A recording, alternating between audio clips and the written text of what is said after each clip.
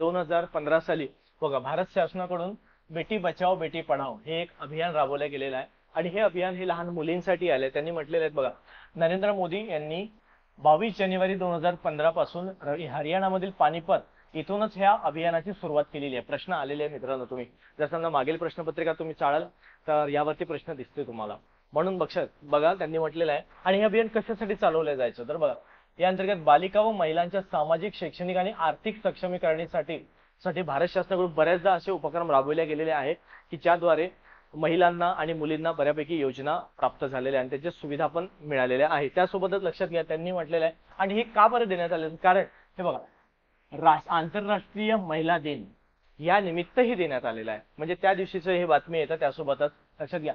परत त्यासोबत त्यांनी काय म्हटलेलं आहे बघा, सुकन्या समृद्धी खाती ही सुद्धा योजना राबविण्यात आलेली आहे। त्यासोबत आजपर्यंत बरेच ठिकाणी राबवून, त्यासोबत लक्षात घ्या त्यांनी काय म्हटलेलं आहे, जननी सुरक्षा योजना ही सुद्धा राबविण्यात आली आहे। जननी सुरक्षा योजना काय सांगता आपल्याला की रुग्णालयामध्ये होणाऱ्या प्रसूतींना प्रोत्साहन देण्यासाठी, बघा रुग्णालयामध्ये जे प्रसूती होतात ते प्रसूती होण्यासाठी त्यांनी काय केलेलं, मागणी, प्रोत्साहन आणि सशर्त रोग हस्तांतरण दिलेलं आहे। त्यामध्ये लक्षात घ्या, कारण ग्रामीण भागामध्ये अशी गैरसमज येत आहेत किंवा हॉस्पिटलमध्ये कोणीही जात नाही, बऱ्यापैकी ना एक अशिक्षित वर्ग आलेला असतो, तो घरीच एखादी प्रसूती करण्याचा प्रयत्न करतात। पण त्या अशा परिस्थितीमध्ये मुलाला आणि त्या मुलाच्या आईला, म्हणजे होणाऱ्या बाळाला आणि बाळाच्या आईला दोघांची पण सुद्धा जीवितहानीला फार घातक असतं।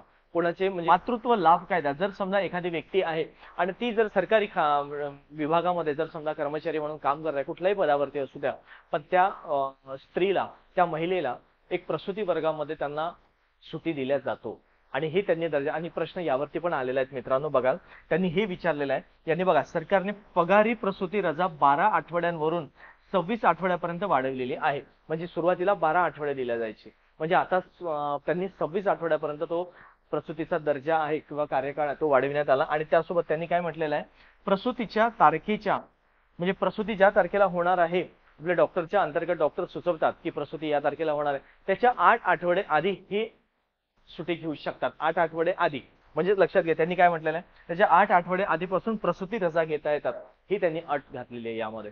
म्हणून जे महिला वर्ग आहे त्यांना त्यांनी काय देण्यात आलेले, ही एक प्रकारे सुविधा उपलब्ध करून दिली की कुठलीही माता, कुठलीही महिला आपल्या बाळाला चांगल्या पद्धतीने जन्म देऊ शकेल आणि दोघांचे आरोग्य व्यवस्थित राहू शकेल।